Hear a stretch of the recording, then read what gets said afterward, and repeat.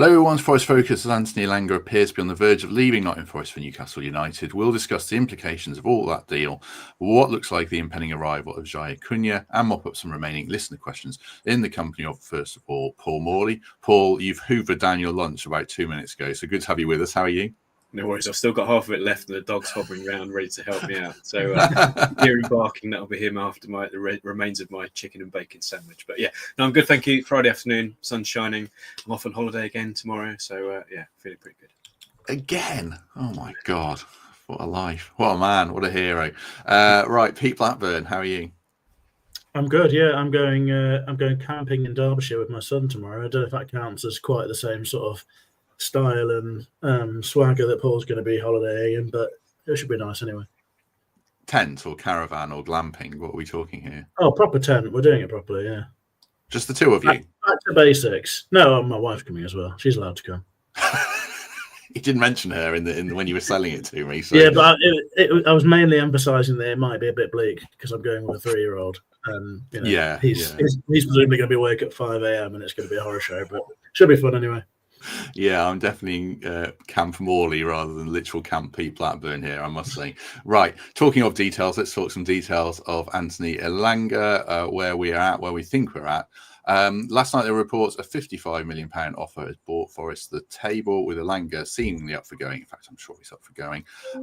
This afternoon, just now, it's been reported by the Times that Forest have accepted a £55 million bid. So slightly conflicting. We're not sure exactly where it's at, but it looks like 55 million might have been accepted. One report says United will get 15% of any profit, another says United will get 15% of any deal, which would mean if it's 50% of any deal, Forest will get about 46.75 million. Just before I throw it to these chaps for their thoughts, Chris Aylmer sent me this tweet earlier. It was from a couple of weeks ago from Statman Dave, just highlighting how good Elanga's been in terms of assists in the Premier League in the last 2 seasons. He's had 20, which is more than Saka, although he did miss a lot of the season through injury. Palmer, Fernandes, Lamine Yamal, so not in the Premier League, Bradley Barcola, Kevin De Bruyne, and Nico Williams. So it shows how good Elanga is. Newcastle fans don't seem that thrilled with the fee. Forest fans don't seem too thrilled with the fee for different reasons. So I'll ask each of these chaps for their just general thoughts on where we're at, starting with Pete. Well, the Newcastle fans are unhappy with the fee. I haven't got a clue, and they can't have been watching because it's well worth every penny of that. I mean, I guess the point of this pod is often to come on and have a really strong view about things, but I'm really not sure where I'm at with it. I think I often find myself forming an opinion mostly in reaction to other people having really strong views on something, and maybe that's what will happen here. If my first feeling right now is I feel a bit of sadness, to be honest. I'm attached to Elanga as an individual and as part of a team that gave us so many special moments last season. And I suppose there's a bit of a fear of the unknown, and when you lose something that you know what you get from him and something that you love, I guess there's a bit of uncertainty about what comes next. And it's a tough market, and we know that he's got skills that are going to be really hard to replace. So I think for me, there's a bit of a sort of head and heart dilemma going on here. That my head tells me that there's 2 big driving factors here. The first one is PSR. We're a football club that are really up against it because we're losing circa 70 million quid a year. That's likely to increase because our wage bill is going to go up with the success we've had and all that sort of stuff. I think we all know the model for Forest, assuming you can't find a friendly idiot who will do lots of nice transfer deals with you for mad prices. The model is you find talent, you develop talent, you sell talent at a peak, and then you go again. It's really, really hard. The first bit's really hard, finding the talent. Then getting it's hard, lots of competition. Then developing it's hard because you've got to have a good culture, environment, you've got to have the right coaches, all that sort of stuff. And the really hard bit is going and doing it all again. And that's where we find ourselves now. And I guess we're victims of our own success in a sense, because this is what we wanted to see from Forest. These are, well, certainly what I wanted to see from Forest. These are the types of deals that we should be aspiring to, bringing players here, giving them a platform to shine, and then them looking to go on and better themselves elsewhere and do it for good money on the way. The other part of it is, driving part of it is that, there's a footballer involved here and a person who has their own ambitions and their own desires and all that sort of stuff. And I think where we should be as a club is that we should have a sort of social contract with footballers where They come here and we do right by each other. While they're here, they work hard, they contribute, they're part of something special, and we do right by them in that when they want to go and better themselves and the right offer comes in, we let them go. And that's important to attract players as well, I think. And it's important to go through that cycle so that you can show players what you've done and that they can come and experience the same things with you. So that's where we are. The PSR situation is the dominant force, despite everyone who will say there's no PSR issues at the moment. Kieran Maguire said we've got money to spend. But you only have to look at the accounts to know that in one of the next 3 windows, so either now, January, or before the end of June come next year, we will have to sell footballers. There's no way around that. We have a black hole because we lose a lot of money, and because PSR means that we're not allowed to just have an owner pouring whatever cash he wants into the football club. So those are just facts. I mean, again, sorry, this is a long old answer. I know I do this sometimes, but the other part of it is the heart, isn't it? And for me, aside from what I said about losing someone that feels special for us, it just doesn't quite feel like we've hit the amount that would have made me feel, right, I can't have any qualms with this. It's obviously an awful lot of money, and maybe I'm being rose-tinted about our own player, and you hype up your expectations for your own players. But given what he means for us, given those unique skills that he's got, I mean, not unique clearly, but certainly rare skills that he's got, given his potential, his current ability, how much he's already transformed at the football club, it feels a little bit light for me to be coming on here and saying, I just can't have any criticism whatsoever. Maybe that's rose-tinted, and it is an awful lot of money, and it does give us the opportunity to go out there and do it all again. So I can see both sides of it, but right now I just feel a little bit sad because he's a special guy, I think, as well as a special player, and it feels like a big part of the dressing room that's going. Yeah, I think there's 3 key points from it. You've referenced them there. The timing. People say we didn't, in isolation, we didn't have to sell this window, but we do have to sell soon. So there's a question of, do you do it now? And we discussed this on the other night with Mark and Chris, or do you wait? There's the fee. Is it enough? And then there's how do you replace him? So starting with the timing, Paul, are you happy that or content that we're doing it within this window? And then subsequently to that, is the fee sufficient, or is it too low? I think for me, I mean, and we 3 of us sat on here pretty much a week ago when the first bid or second bid came in and had us, what do we want to happen? I think all of us we don't want to sell Elanga, and I'm still very much of that. That's my sort of default position. However, you've got to think with in terms of timing. We've been 3 years promoted now, and really over that period of time, there's only really been Brennan Johnson that we've made a major sale, not just money wise, but in terms of as Pete talked about, a much loved player that the fans are all attached to. And if you think about a lot of other clubs in our situation, they've probably had to do that quite a few more times than we have so far. So if this sale for Elanga in this window now means that we can do all the other things that I want to do, which is, offer contract extensions to the likes of Morgan Gibbs-White and Cullen Hudson-Odoi and Ola Reina. Now, whether that transpires or not, I don't know. But if this sale gives us the opportunity to do that and to strengthen and add depth to the squad, which is what we want to do, then it kind of feels like, you can't necessarily have your cake and eat it, as Pete says, in this sort of PSR world that we live in. We don't have the luxury of selling hotels and women's teams to ourselves. We've got the only tool that we've got to combat PSR is trading, is selling players. Now, there's obviously moves being made afoot outside of the football pitch with regards to development and women's team, netball team, etc. That may mean that in a couple of years' time we are positioned to tackle PSR slightly differently, but we're not there yet. So from that standpoint, this window feels like if it's going to happen and the price is right. And the other thing I'd say in terms of just coming on to replacing him and is the money right, I think a lot of that depends on what has been lined up to replace him. It feels like a lot of the links in the last few weeks have been for players of that ilk in that position. We talked about the Juventus guy last week. There's the chap that you and Temps were talking about from Lyon. There's the scene today that the other Belgian winger, I forget his name off the top of my head. Bakayoko. That's the one, Bakayoko. So it feels like we're potentially we have a succession plan already in place, and that's been part of the delay maybe in getting to this point. In that we have a replacement or options lined up for certain prices, which mean that 55, or if that's what it ends up being, is sufficient for us to activate those sort of succession plans. So if that's the case, then I guess you've got to, again, as we said a week or so, trust the recruitment team, given their performance over the last 18, 24 months has been pretty spot on with all this sort of stuff. So I think we just have to trust them, and if they think now's the right time, then we have to go with that. Just quickly before we go into replacing him and how we do it, you said you felt the figure was too light, Pete. What is the figure in your head that will you be happy with? I don't know. Look, I think it's really arbitrary stuff, isn't it? Really, we base that figure on so many different things. Whether it's just you're looking at another player that's gone in another deal, but really that no two things are comparable, because every single deal has so much of its own context. Because, like I said before, it's about what the player means to you and to the other team as well.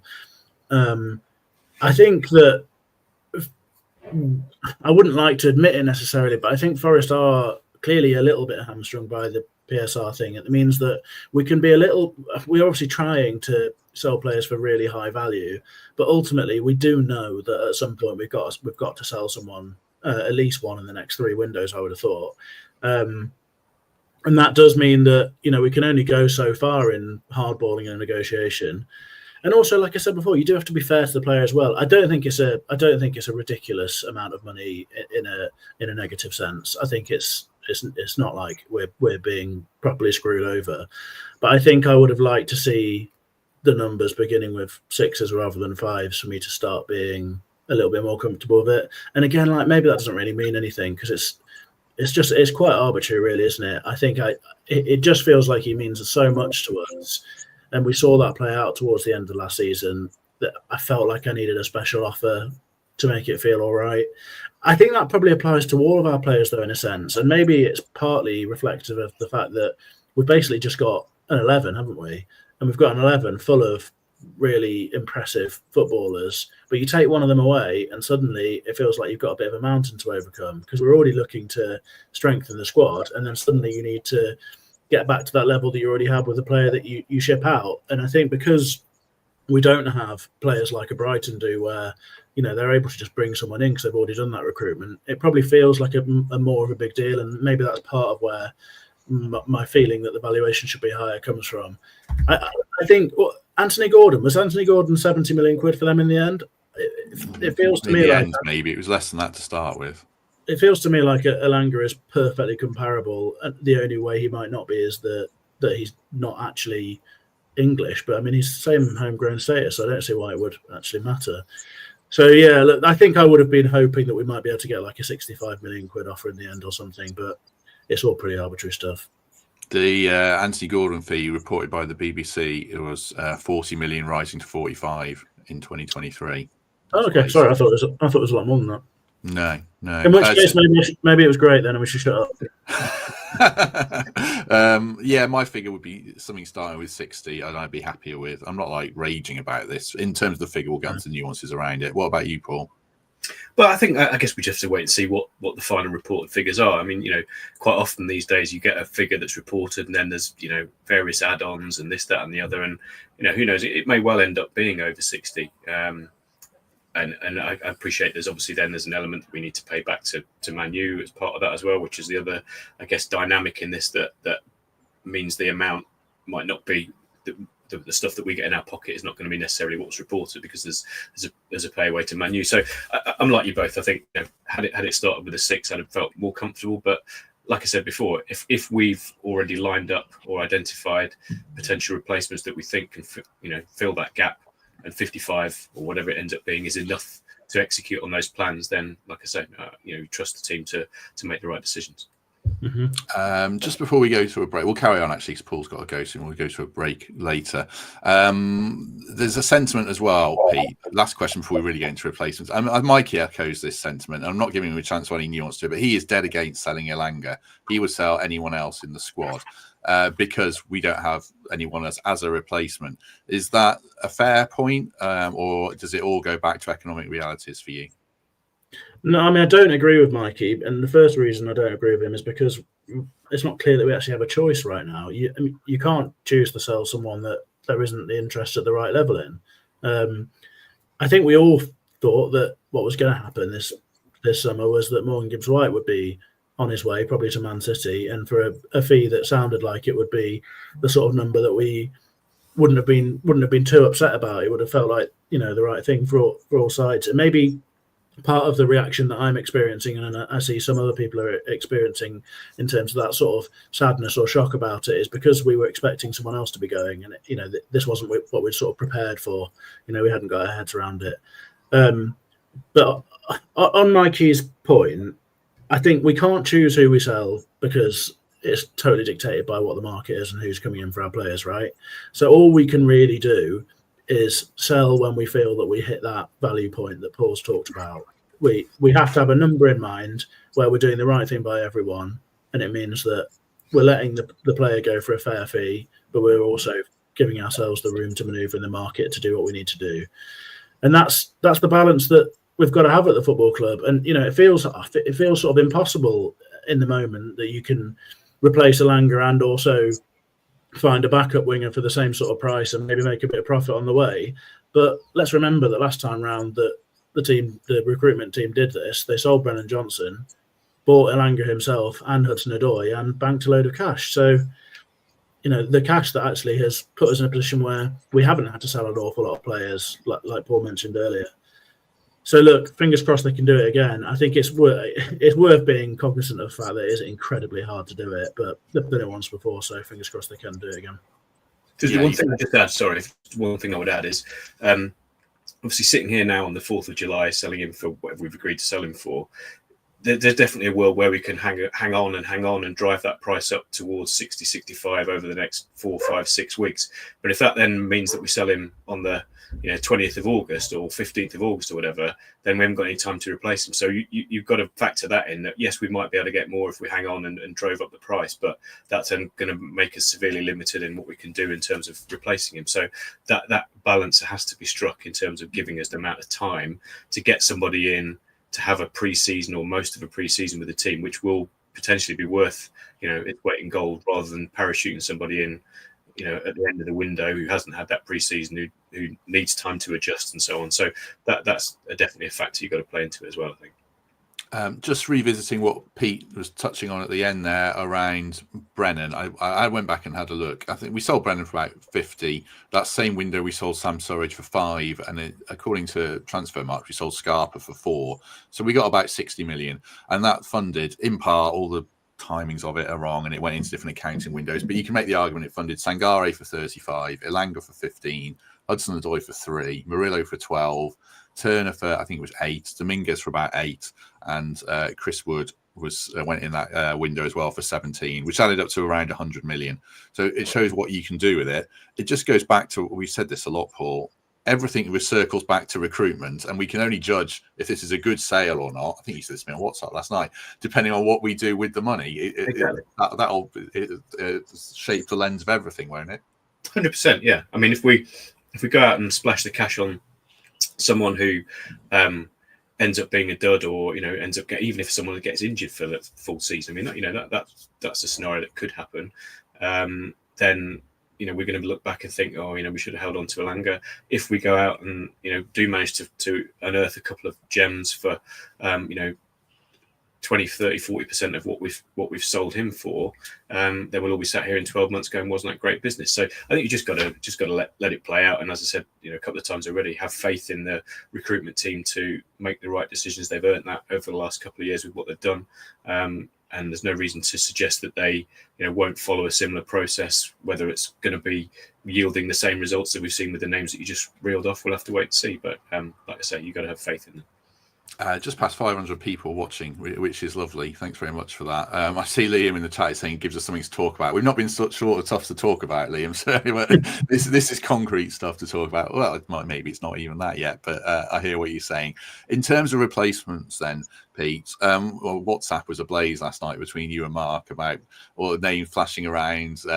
Bendo, Jacob Murphy, Fofana, all kinds of names were floated with various degrees of enthusiasm and rejection. Maybe not even specific names, but would you want us to invest 40, 50 million pounds on this replacement and effectively change our business model, or do we stick with the plan for you? I'm going to give you the same answer that I would have given you all through the season, or I'll give you next season and the season after. And I think we stick to the plan. And we always stick to the plan for me. And the plan is that you sell players at a peak and you go and try and do it all again. Because we have to keep...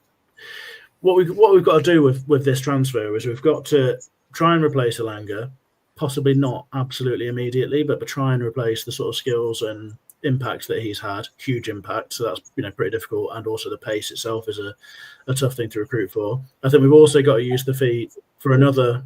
at least one other player, probably another backup winger, for example. So we can look at that deal and say, look, we've come out of this well because we've replaced those skills and we've added the depth.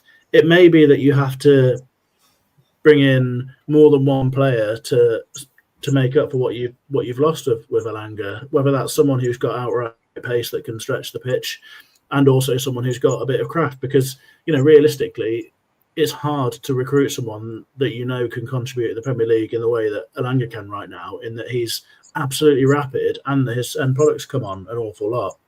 So it's not easy, but in Europe, those players are potentially available, and that's going to be where Forest probably have to go.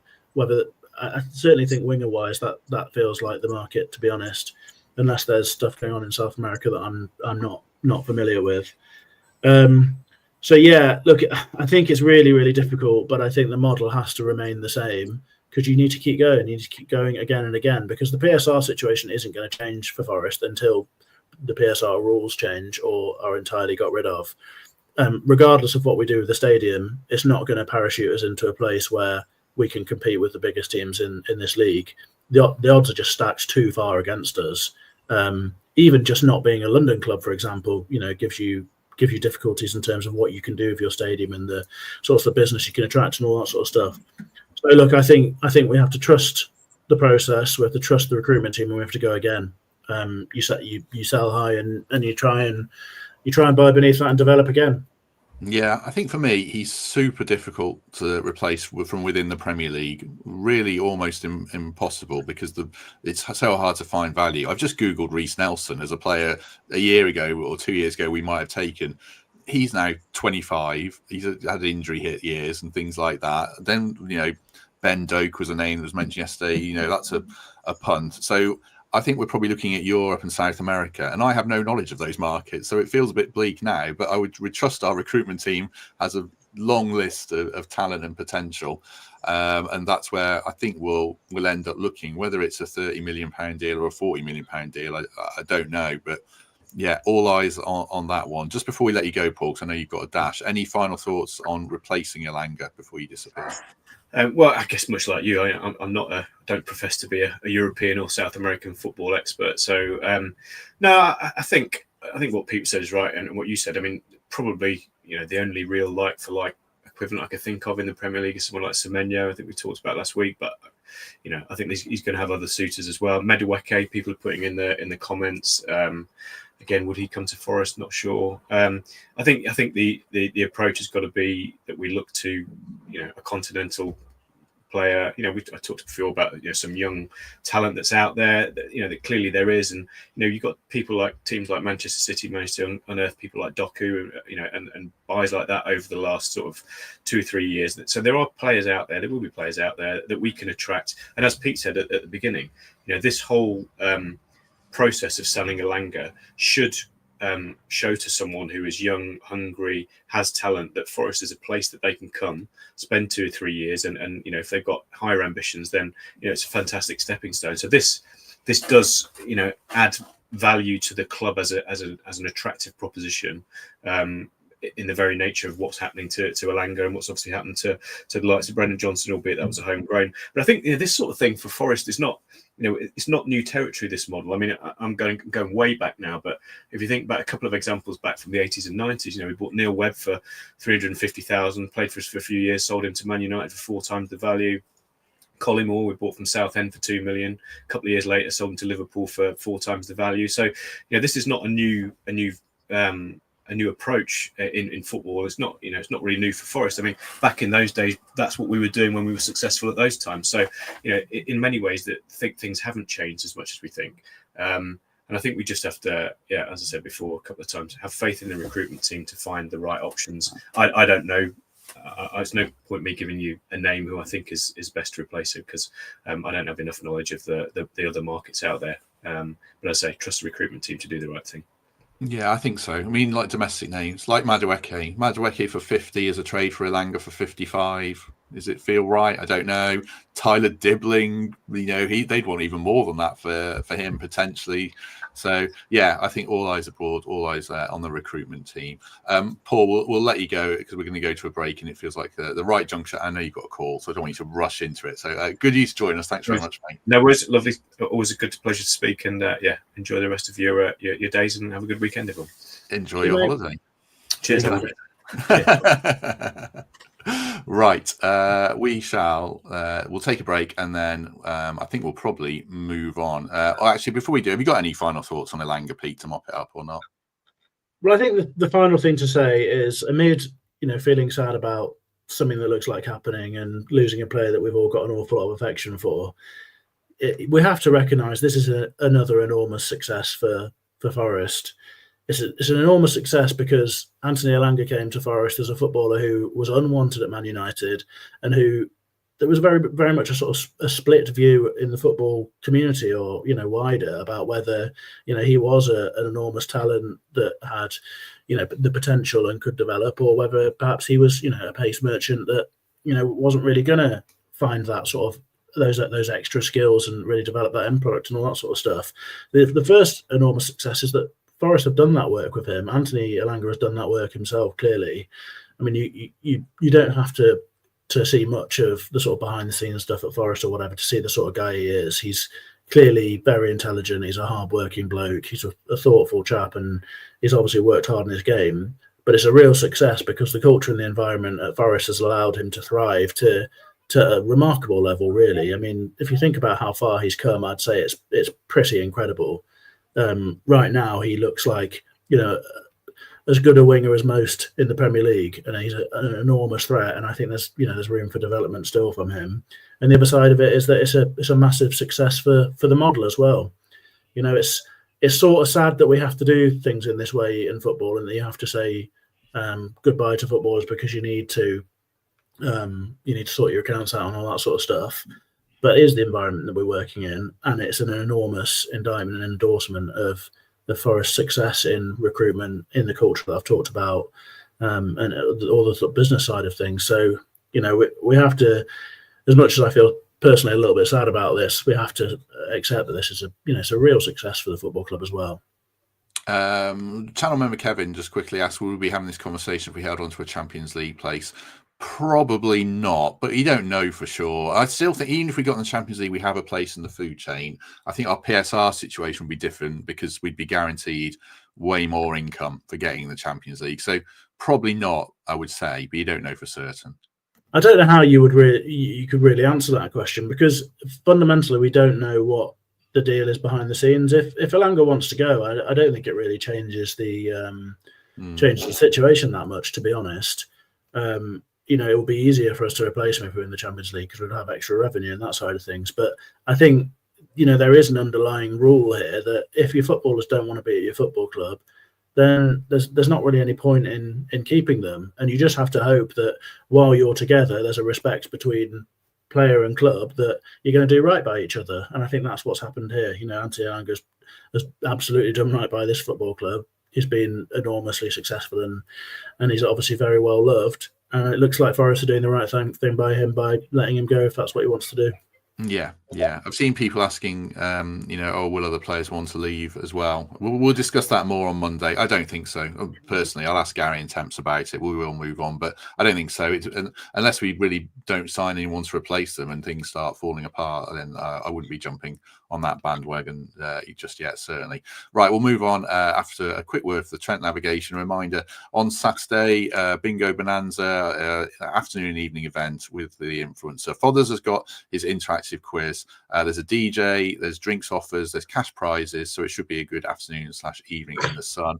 TrentNavigation.com for that one. And then you can get your live show tickets for us. Remember, it's on the 25th of July, so a few Fridays away now. Tickets are only £5 for that one. Kelvin Lewis on the panel, Pete on the panel, Mikey and Greg as well, so it should be a good evening. That was from gigantic.com, and that's only £5. Right, let's move on. We'll talk about Jair Cunha reports from Brazil, from very big outlets or journalists saying that he's agreed or signed a 5-year deal with Forest for a fee of 12 million quid. It feels like it's been a bit forgotten, but just generally, Pete, that feels like very good news and good business for us without knowing everything about him.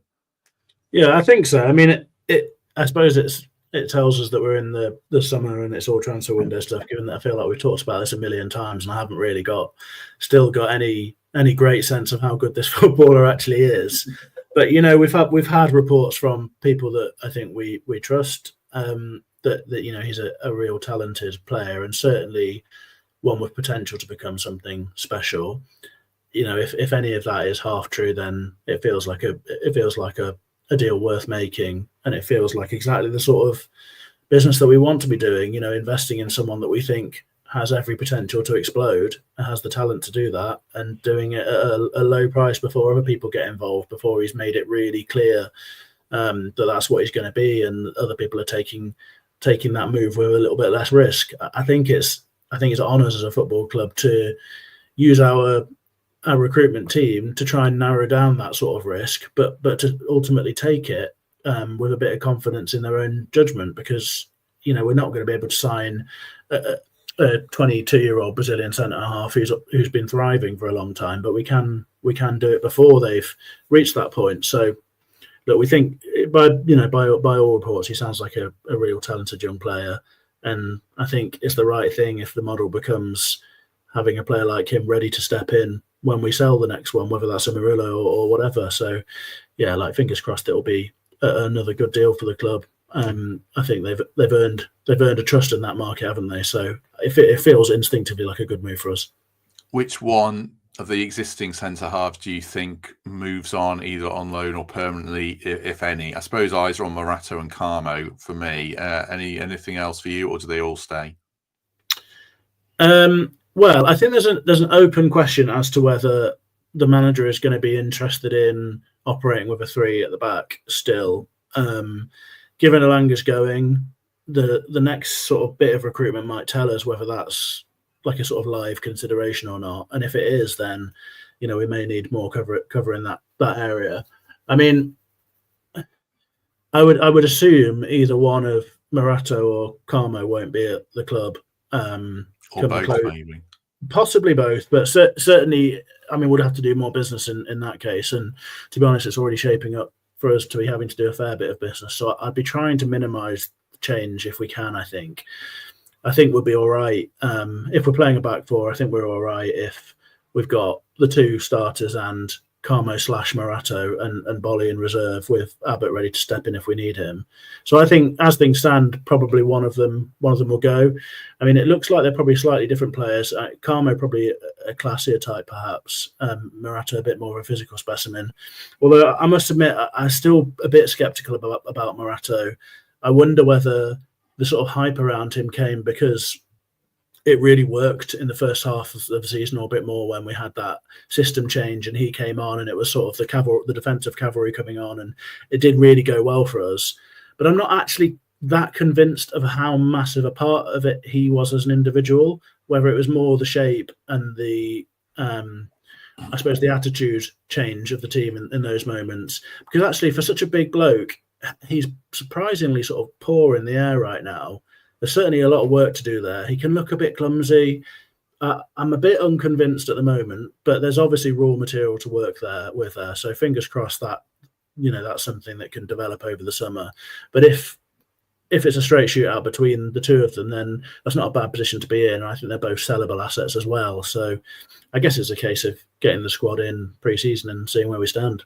Yeah, his aerial numbers, Mark might have them to hand next time he's on. I remember being particularly poor for a central defender, and he doesn't look the greatest athlete. Obviously, Leicester, he got shown up.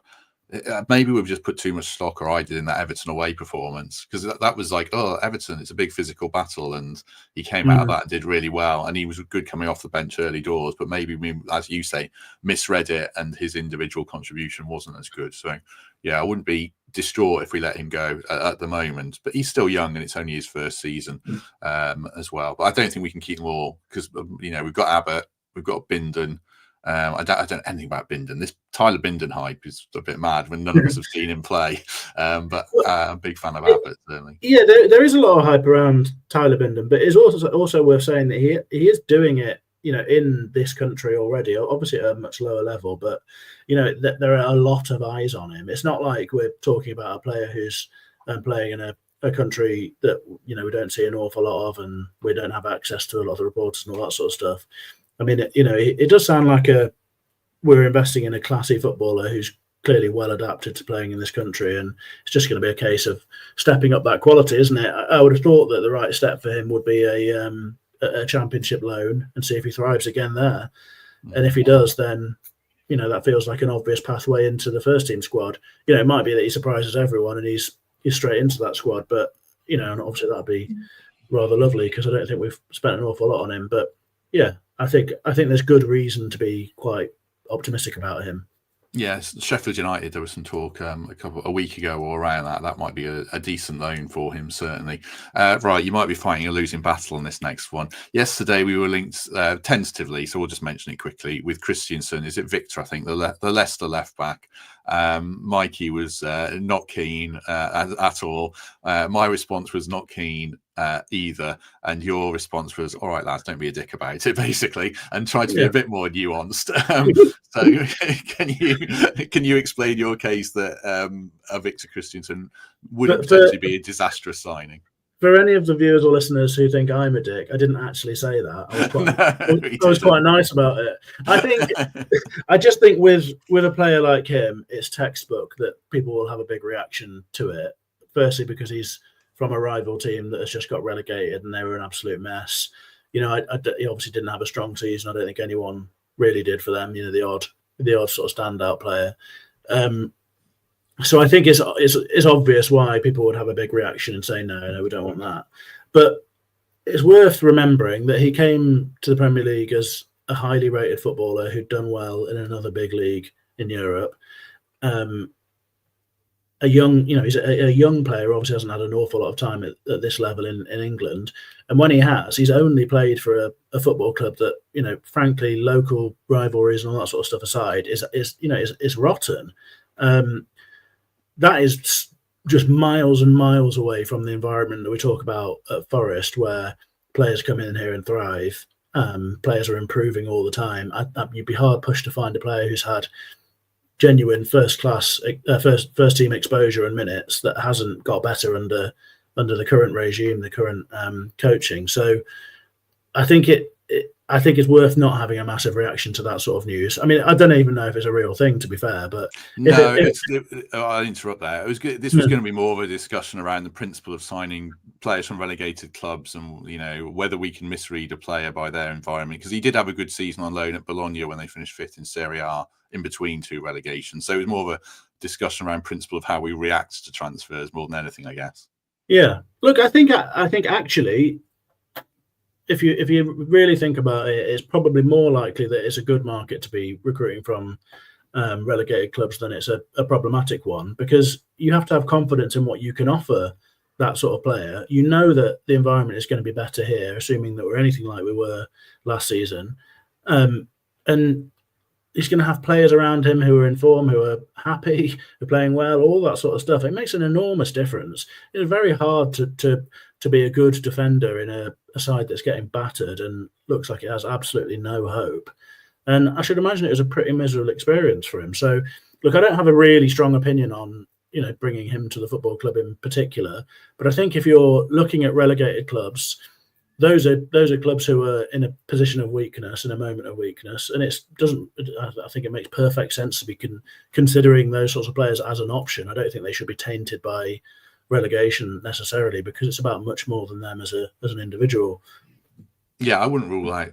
I mean, I'm not enamoured with Kristiansen massively, but I hear Pete's point. I mean, like Al Canus, I thought had a good season Leicester and stood out in a bad team. And Buonanotte, who isn't their player, obviously, looked good as well. So they're not without talent that's worth looking at. And we've already mentioned Tyler Dibbling and Mateus Fernandes on here as well from other teams.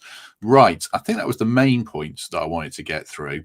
There were 3 listener questions left over from the chat the other day that I thought we would tackle. But just before that actually seems a good juncture to take a second word of thanks for Nottingham Window Company. If you're looking for new windows or new doors this summer, check out the link in the description as ever. And I will vouch for them because they did all our windows in our house in the last year. So thanks for their support as ever.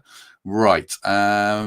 Question from David Grattan on Twitter. It's around the City Ground development again. So we'll just rattle through these. We won't spend too long on them.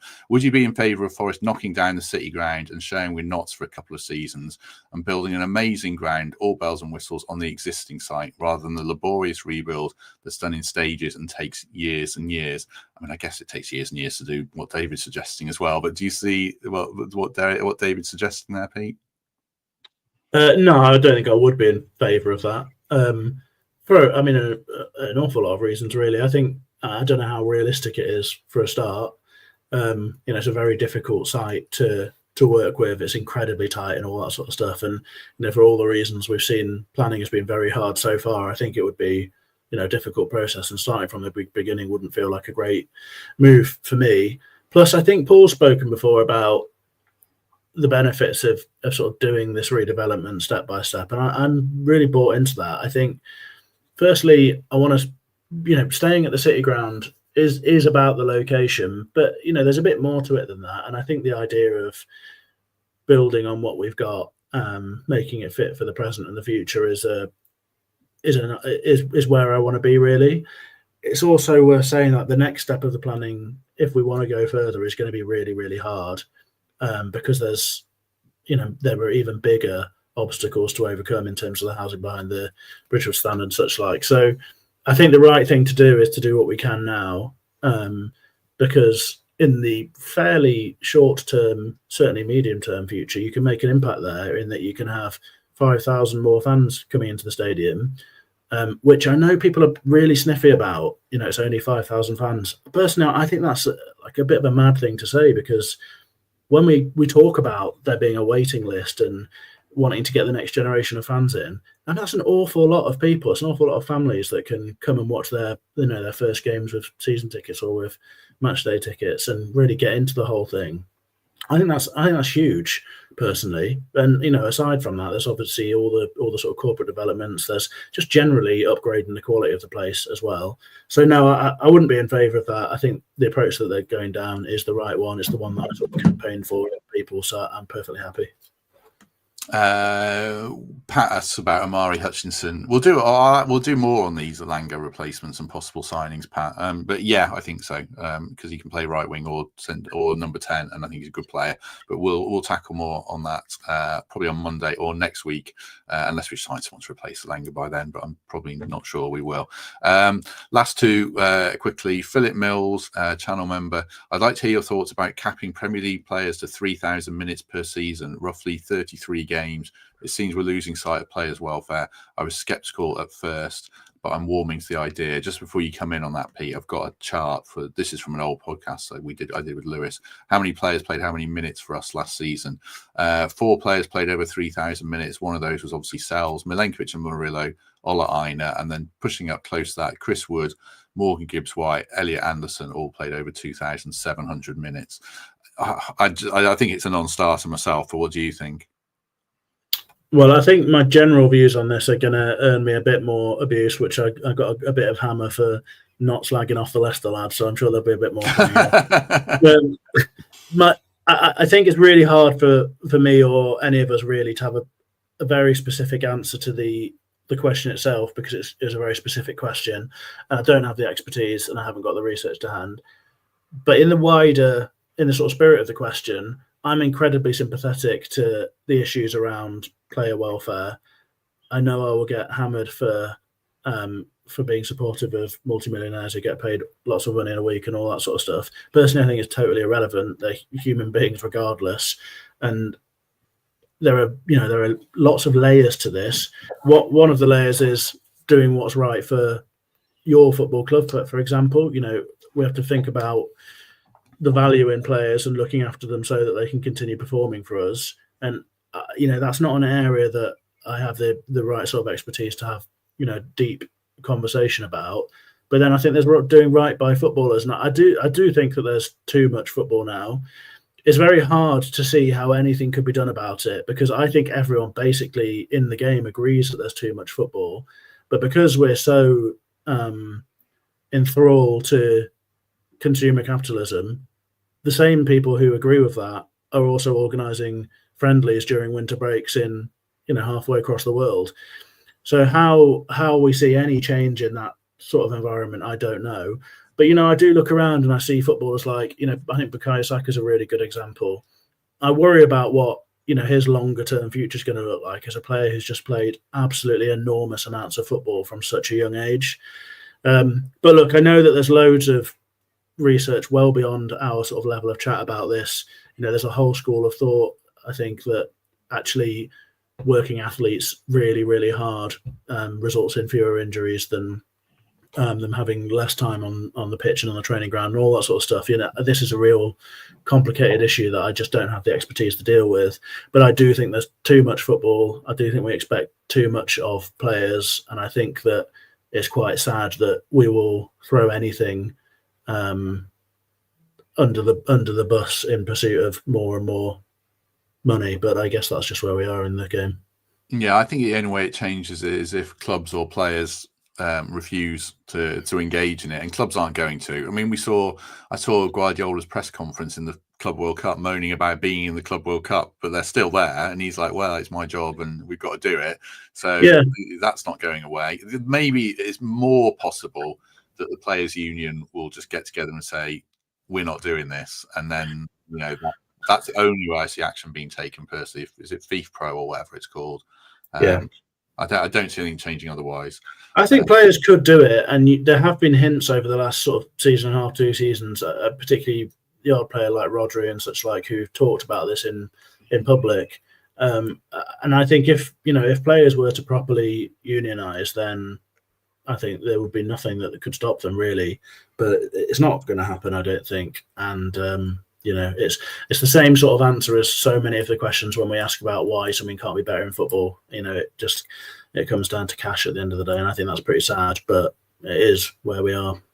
Yeah, player clauses in contracts, James suggests. Maybe, something that comes back to money might motivate a few people when it starts costing them. But even then, it wouldn't cost them as much as clubs are making from the Club World Cup. It's just obscene amounts of money that teams are making out there. Last one. This is from another channel member, FPL Brian Clough's 11. This is a question that we've discussed, and maybe this Elanga transfer will impact it. Do we abandon Morgan Gibbs-White as a number 10 and just play him as a number 8? We've discussed this a lot, so you probably want to answer that one briefly, Pete. But do you see that happening? I don't know. I think if anything, you probably might end up leaning into it more without Elanga, because I think if we were going to sell Gibbs-White and keep the wingers as the main focus, then I could see how it would make sense to be more of a 4-3-3 with those guys high and wide and the sort of key threat in the side, really. But if we're losing another key man, it might be the case that we double down on Morgan as being the sort of pivot, the fulcrum of this team in that sort of role. I don't have really strong views about it. Instinctively, I much prefer having more of a balanced midfield with a 3 in there. I think it protects you and it allows you better opportunities to dominate the game and that side of things. But I don't think at this point we can make a great judgment about what's going to happen. I'm fascinated to see it, because I think we probably need to see something from Nuno in terms of developing the way that we can play and having other options. So it will be interesting, and I think the signing of Igor Jesus up front may hint that there is another way for us to play, with him perhaps dropping in and linking and all that sort of stuff. I'm interested to see how it all plays out, but I'm not convinced that the sale of Elanga necessarily leads to an obvious move of Gibbs-White out of the 10. Yes. No, I think the same here. I'm a big fan of Morgan as a number 8. I think he might be a better player as a number 8. I mean, ostensibly, losing a number 10 to play a 4-3-3 on paper should be less attacking because you're taking a player out of the attack. Well, I don't see it that way. I think we could be more fluid and we could be a better attacking team because we were. Once teams stopped giving us counter attacks, Wolves away was the last time we scored a counter attack. I think we barely got any after that. Teams just shut the door really. So we have to evolve, and I think that could be one way of doing it. And again, we'll pick up on Monday about if we played completely differently without Elanga as well. But it's a fair question and one that we'll probably revisit. And how Igor Jesus fits in as well is a really good point. It's been great to have over 500 people with us for ages, 520. Appreciate your patience. We've got one more advert with a friend of the show, and it's only 20 seconds, but they've got a sale ending soon. I think it ends this week, so it might be today in heavy metal football. So see you in 20 seconds. It's been a massive season for Forest, and now it's time to celebrate in style. Heavy Metal Football is dropping its biggest ever sale. That's 40% off across the site for 2 weeks only. Prepare for Europe in style and head to heavymetalfootball.co.uk now. Just before I go to final thoughts, I was going to start the show with a reference to Diogo Jota, but we just went into Elanga. But obviously, we have to mention the news of yesterday. I was thinking about it all day. I'll ask you about it, Pete. We don't know these players at all. We have very little actual connection to them. But when something like that happens, it really stops you in your tracks. And obviously, it was amplified with his brother passing as well, and his personal circumstances of his wedding a week ago to his childhood sweetheart, and 3 young kids. Just unbelievably sad news that really hit me yesterday. So, Pete, any final thoughts from you? It can be on Jota or anything else you want to raise. Well, on Jota, yesterday I read the comments from Andy Robertson, and I thought that I found them incredibly moving. And for anyone who's sort of grappling with it all, I think it would be really nice to read those because, it really captures a lovely friendship and the spirit of a bloke who was clearly incredibly well loved. I'm not too sure what to say about it in a wider sense, to be honest. I think it doesn't feel like a time to be talking football, certainly. I mean, anyone, and there'll be lots of people watching and listening in the comments and such who've experienced the loss of someone at such a young age. And it is unbelievably hard to cope with. I think, certainly from my experience, it's something that's really hard to get your head around, and it's pretty brutal, frankly. So certainly, I'm thinking of all of those who really impacted by it. The other thing I'd add is Daniel Story wrote a really nice piece, friend of the show and Forest fan, yesterday, also sort of reflecting on Diogo Jota's life and also talking about the nature of stardom and our relationship with these idols and just how difficult it is when something like this happens. So yeah, I have very little to add apart from incredibly sad. People will feel the tragedy of it, I think, more so because of his age, and it's something that is remarkably hard to grapple with. So all of my thoughts definitely with everyone affected. Yeah. Sorry to end on a sour note, but I thought we should say something because it rocked everyone yesterday, certainly. So yeah, we shall leave it on that front. We'll be back on Monday unless anything major happens over the weekend. In fact, even if Elanga goes over the weekend, I don't think we'll jump back on. We've discussed it at length, and we will pick it up on Monday at 10:30 a.m. with Gary and Temps, and maybe one other if any of the lads are able to join us. But certainly those 2 guys. So do join us for that. If you've enjoyed this discussion or not enjoyed it and it's riled you up, but you've stuck with us this far, do us a favor, hit like, hit subscribe, do consider membership or Patreon, or just give us a lovely 5-star review as ever on Apple or Spotify. Pete, good discussion with Paul as well. Thank you very much for that. Welcome. Thanks very much for having me. Much appreciated as ever. We enjoyed it. Yeah, good stuff. Thanks very much for everyone's company. Do us a favor, hit like before you go. But in the meantime, have a good weekend, everyone, and we shall see you soon.